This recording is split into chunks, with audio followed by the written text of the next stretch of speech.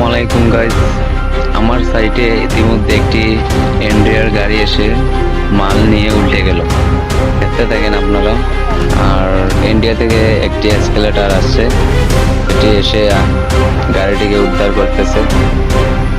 মনে হয় ইন্ডিয়ার ড্রাইভারটি একটু বেশি খেয়ে ফেলেছিল, তাই জন্যই উল্টে গেছে গাড়িটি। আর ওদের কোনো মায়া দেওয়া নেই গাড়ির প্রতি, তারা যেভাবে ইচ্ছে সেভাবেই চালায়।